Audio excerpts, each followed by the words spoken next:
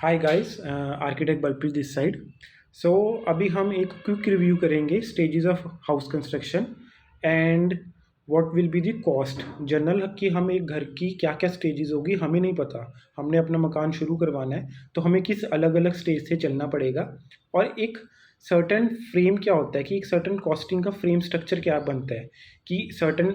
अच्छा, ये हमारा स्टार्ट हो रहा है कंस्ट्रक्शन प्रोसेस कि आज हमारा फाउंडेशन का काम स्टार्ट हो रहा है, उसके बाद हमारी दीवारें खड़ी हो रही हैं, तो क्या क्या स्टेज तक हमारा क्या क्या खर्चा बन सकता है।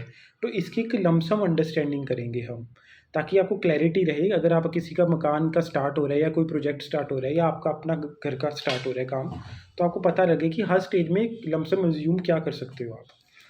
तो अगर हम डिवाइड करें कि घर में बहुत सारी स्टेजेस होती है कंस्ट्रक्शन की, अगर हम इसको सब सब पार्ट में डिवाइड करेंगे, बट एक जनरल फ्रेम या एक मोटा मोटा लगा लो कि एक हमारी ओवरऑल क्या कंस्ट्रक्शन में हम बेसिकली घर को डिवाइड कर सकते हैं कि अभी ये स्टेज कंप्लीट होगी, घर इतने परसेंट हो गया, ये स्टेज होगी इतने परसेंट हो गया, और ये होगी फिर इसके बाद इतना हो गया। ओके, सो सबसे पहले हमारा अगर हम देखें, मैं अपने अकॉर्डिंगली एक मकान को 3 स्टेज में डिवाइड करना चाहूँगा। Foundation, civil structure. Civil and foundation are one and same thing, but मैं आपको एक्सप्लेन करूँगा आगे, और उसके बाद फिनिशिंग। सो सबसे पहले फाउंडेशन में क्या होता है कि अगर आपका प्लॉट खाली है तो जितना भी एक्सकवेशन, जितना भी हम पहले डिगिंग का काम करते हैं कि हमारा एक्सकवेट की सॉइल को पूरी एरिया को कंप्लीट किया, जिस तरीके से कि कंस्ट्रक्शन रेडी किया, उसको मैं फाउंडेशन में इंक्लूड करूँगा। उसमें ये इंक्लूड होता है कि हमने पहले सारी बेस पूरा तैयार किया स्ट्रक्चर का, जितना भी डिग करना है as per hour structure design, हमने ओवरऑल उसकी बेस को रेस किया और हर चीज़ का ध्यान रखा उस टाइम में, क्योंकि ये one of the most important thing है। इसमें हम वाटर प्रूफिंग का भी ध्यान रखते हैं, इसमें हम ओवरऑल हर चीज़ का स्लोप ध्यान रखते हैं कहाँ पे जा रहा है, और बहुत सारे अलग अलग पैरामीटर्स देख के हम इसको रेस करते हैं। तो फाउंडेशन स्टेज के बाद आता है हमारा सिविल स्टेज। सिविल स्टेज में क्या होता है, हमारा अब मकान दिखना शुरू हो गया है, हमारा मकान अब ज़मीन लेवल, ग्राउंड लेवल से ऊपर आना शुरू हो गया है। तो ये कैसे आता है, हमारे थ्रू कॉलम्स। पहले हमारे कॉलम्स बनते हैं, बीम्स बाद में आते हैं, वॉल रेज होती है, हमारी डोर के फ्रेम्स लगते हैं, हमारी विंडो के फ्रेम लगना शुरू हो जाते हैं। उस तरीके से हमारा ओवरऑल मकान दिखना शुरू हो जाता है।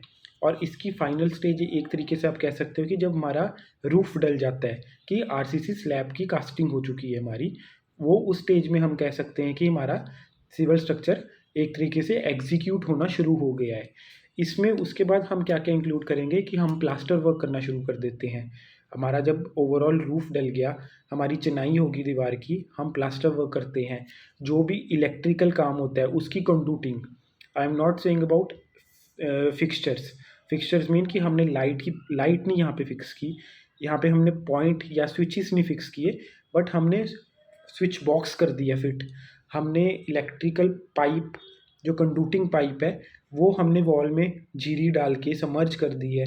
हमने ओवरऑल हर चीज़ का पॉइंट मेंशन कर दिया, हमने सीलिंग पॉइंट दे दी है।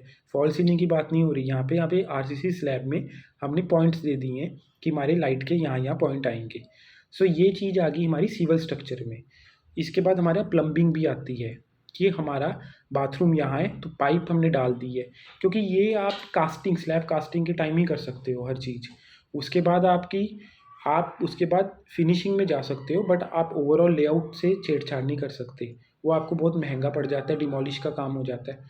इसलिए यहाँ पे इस चीज़ का हमें ध्यान रखना होता है। सो सिविल स्ट्रक्चर में हमारा क्या आ गया, टेल प्लास्टरिंग तक, जिसमें हम इलेक्ट्रिकल, प्लम्बिंग, जो कि जिसे कहते हैं सर्विसेज, वो आ गई। हमारा बेसिक चिनाई होगी दीवार की, हमारा आरसीसी स्लैब डल गया, ये हमारा सिविल हो गया। उसके बाद अगर हम फ्लोरिंग की बात करते हैं, या हम प्लम्बिंग फिक्सचर्स की बात करते हैं, या इलेक्ट्रिकल फिक्सचर्स की बात करते हैं, वो हमारा एक तरीके से फिनिशिंग की तरफ हम बढ़ते हैं।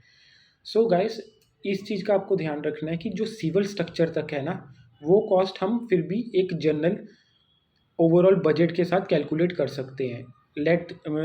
लेट्स एज्यूम कि हमारा एक 1000 स्क्वायर फीट का प्लॉट है, या 1200 स्क्वायर फीट का प्लॉट है, कि 30 बाई 40 का हमारा एक प्लॉट है। तो हम जो जनरल कॉस्ट एज्यूम करते हैं कि पर स्क्वायर फीट हमारा सिविल स्ट्रक्चर तक क्या लगेगी, वो है जनरली 1200। ये वेरी भी कर सकता है कि 800 से लेके 1300 की रेंज तक ही रहता है, तो हम इतना कॉस्ट रिज्यूम कर लेते हैं कि फाउंडेशन से लेके जितना भी सरिया, जितना भी सीमेंट, सैंड, जितना भी हमें प्रोक्योर करना है वो सर्टेन इस बजट तक हमारी इस बिल्डिंग में लग जाएगा। अगर हमारा 1200 का प्लॉट है और 1200 का ही हमारा टोटल बजट है, तो मोर और लेस हमारा एक सर्टेन हमने कॉस्ट निकाल रही कि हमारा चलो 14 लाख समथिंग या 15 लाख में ये कंप्लीट हो जाएगा। उसके बाद जो फिनिशिंग होती है गाइस, वो हमारी कैलकुलेटेबल है, बट वो चीज़ हमारी बहुत ज़्यादा वेरी करती है। एक तरीके से वो हमारी स्पेसिफिकेशंस है। अगर एक टाइल आप देखो 35 रुपये की भी आती है, बट एक अगर आप फ्लोरिंग लगाना चाहो तो आप 550 या 600 का भी मार्बल ले सकते हो। सो अब मैं फ्लोरिंग की बात कर रहा हूँ, ये फिनिशिंग में पार्ट में आता है। सो वो चीज़ इतनी वेरिएबल है कि वहाँ पे कोई लिमिटेशन नहीं है आपके बजट की। वहाँ पे आपका एक सर्टेन फ्रेम में नहीं रह सकता बजट। अगर आप चाहते हो तो वो आप स्काई रॉकेट तक कितना भी एक्सीड करा सकते हो, और अगर आप कॉस्ट इफेक्टिव चाहते हो तो वो कॉस्ट इफेक्टिव भी आप ले सकते हो। हर टाइप के ऑप्शन अवेलेबल है। और वो एक तरीके का हमारा सर्टेन टाइप ऑफ ये आ गया कि हम क्या क्या लगवाना चाहते हैं। इससे पहले हमारा था बिल्डिंग का नीड ऑफ अ बिल्डिंग, हमें चाहिए सरिया इतना हमारी स्टेबिलिटी के लिए, या हमें चाहिए सीमेंट इतना हमारी स्टेबिलिटी के लिए। After that we just want what kind of luxury finish we want, what kind of cost effective finish we want. So guys इस चीज़ का ध्यान रखना, सिविल स्ट्रक्चर तक हम एक कैलकुलेशन करके चलते हैं कि इतना लग जाएगा। उसके बाद हमारी जो बिल्डिंग की कैलकुलेशन होती है वो डिपेंड करता है कि हम क्या मटेरियल की स्पेसिफिकेशन मेंशन कर रहे हैं। आप उसको कॉस्ट इफेक्टिवली भी कर सकते हो, आप with in a certain frame. जैसे अगर आपका 12 लाख 15 लाख का सिविल स्ट्रक्चर बनता है तो आप फिनिशिंग को एक्स्ट्रा 8 लाख 10 लाख में कंप्लीट कर सकते हो, या उससे कम में भी कर सकते हो। बट अगर आप एक्सीड करना चाहो आप एक्सीड भी कर सकते हो। सो गाइस मैं होप करता हूँ इससे कुछ क्लैरिटी रही होगी, आप मुझसे बनी रही। आ जाओ सर, आ जाओ।